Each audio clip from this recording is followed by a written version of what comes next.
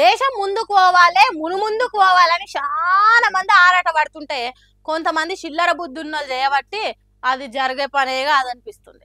మరి లేకపోతే ఏంది, రోడ్డు మీద ఎలక్ట్రిక్ కార్లకు బండ్లకు బస్సులకు ఛార్జింగ్ పెట్టే ఈవీ ఛార్జింగ్ పాయింట్ల వైర్లు మిషన్లు ఛార్జర్లను ప్లగ్గులు కట్ చేసుకొని పోయినరు. అంటే ఎంత దగులుబాజీ దండుగా దండుపేలం మనసులో చూడు. పెట్రోల్ డీజిల్తో నడిచే బండ్లు కార్లతోని పొగ ఎక్కువై పొల్యూషన్ పెరుగుతున్నదని కరెంటుతో నడిచే ఈవీ బండ్లు నడపాలని దునియా మొత్తం నిర్ణయం తీసుకుంది.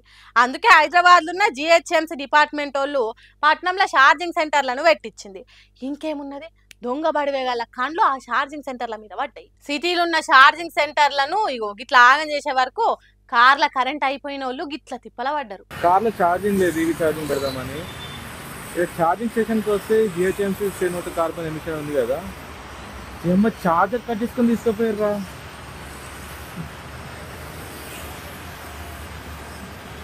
అరే మీ అమ్మ ఇప్పుడు ఛార్జింగ్ స్టేషన్లో ఛార్జింగ్ లేదురా, ఛార్జర్ కట్ చేసుకొని తీసుకుపోయారు. వైర్లు మిషన్లు ఛార్జింగ్ సాకెట్లు కత్తిరించుకొని కథం పట్టించిండ్రు.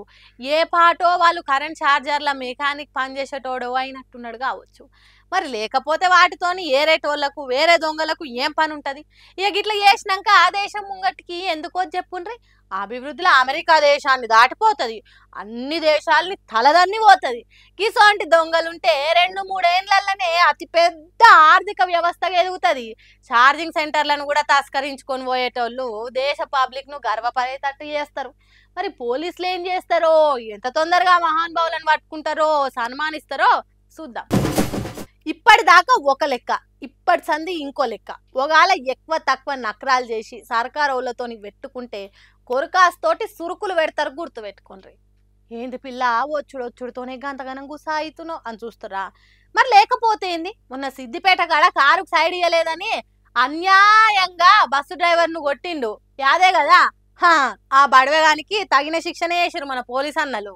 బస్సు డ్రైవర్ తనకు సైడ్ ఇవ్వలేదని అతను కొంత దూరం ముందుకెళ్ళి మళ్ళీ కారు దింపుకొని వచ్చి బస్సుకు కారు అడ్డం పెట్టి ఆ బస్సులోకి ఎక్కి ఆ డ్రైవర్పై దాడి చేయడం జరిగింది. కాలుతోటి తనడం చేతితోటి కొట్టడం జరిగింది. దీనిపై అటు డ్రైవరు కల్లూరి బాలరాజు పోలీస్ స్టేషన్లో ఫిర్యాదు చేయగా కేసు నమోదు చేసి దర్యాప్తు చేయడం జరిగింది. దర్యాప్తులో భాగంగా ఈ రోజున అటు దాడికి పాల్పడిన పిట్టల శ్రీకాంత్ను అరెస్ట్ చేయడం జరిగింది. ఇప్పుడు అతని తర్వాత కోర్టుకు రిమాండ్ గురించి పంపిస్తాము.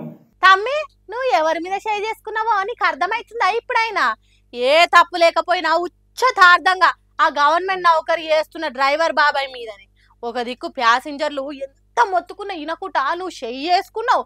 పెద్ద మనిషి అన్న మర్యాద కూడా లేకుండా చెప్పు కాలుతోటి పెక్కదాన్ని నువ్వు. ఇక నీకు మూడింపు అని మొన్ననే చెప్పినాం కదా, బాగైంది బిడ్డ. ఇప్పుడు మైల పోలు తీస్తారు ఇక పోలీస్ సార్లు.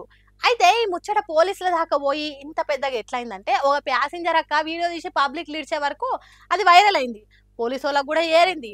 ఇక పోలీసు వాళ్ళు కూడా డ్రైవర్ కేసు పెట్టంగానే ఏం లేట్ చేయకుండా వెంటనే యాక్షన్ తీసుకొని మనోన్ని పట్టుకొచ్చి లోపటేసి ఒక మల్క కౌన్సిలింగ్ ఇచ్చి సున్నం రుద్దిరట. హగో వెనకమర్లా కర్రె బట్ట కప్పి నిలబెట్టిర్రు, చేతులు పట్టుకొని శుద్ధ పూస లెక్క నిలబడ్డాడు చూడుండ్రి. మోతవారే డీప్గా ఎంక్వైరీ చేస్తే తేలింది ఏంటంటే, ఈడో పెద్ద రౌడీనట ఆ ఏరియాలా. అన్నకు ఎవ్వరు అడ్డం వచ్చినా గిట్లనే చేస్తాడట, ఆవేశం బూనుకొని గిట్లనే షిగాలుగుతాడట. కానీ అన్నిసార్లు మనదే నడవదు కదా, అందుకే ఇరికిండు కొడుకు. ఇప్పుడు చూపి అన్న నీ ఆవేశము ఉక్రోషము, ఎందుకు అట్లా చేతులు పట్టుకొని నిలబడ్డావు? ఎక్కడ పోయిందే నీ ఎగురుడంతా? బస్సులున్న ప్యాసింజర్లు సుతా ఎంత చెప్పినా గానీ బ్యానెట్ మీద నిలబడి మరి ఎగిరెగిరి దుంకి కాలుతోటి దాన్ని చేయితోటి మెడల మీద షొంపల మీద ఏ తప్పు చేయని పాపం ఆ బస్సు డ్రైవర్ అన్న నువ్వు అమాయకమైన పెద్ద మనిషిని నువ్వు కొట్టినావు కదా, ఇప్పుడు అనుభవించు బిడ్డ. అయినా ఇసొంటి రౌడీలను జైలు వేసి షిప్ప కూడా పెట్టాలి, అప్పుడే తెలుస్తుంది నీ కోపమే నీకు శత్రువు అవుతుంది. అర్థమవుతుందా? ఇప్పటికైనా అర్థమైందా ఎవరితో పెట్టుకుంటే ఎట్లుంటది అనేది? చట్టాన్ని చేతిలో తీసుకొని చట్టానికి వ్యతిరేకంగా ఏ పని చేసినా ఎవరికైనా గిదే గతి పడుతుంది అని మాట్లాడుతురట. ఇది చూసిన వాళ్ళంతా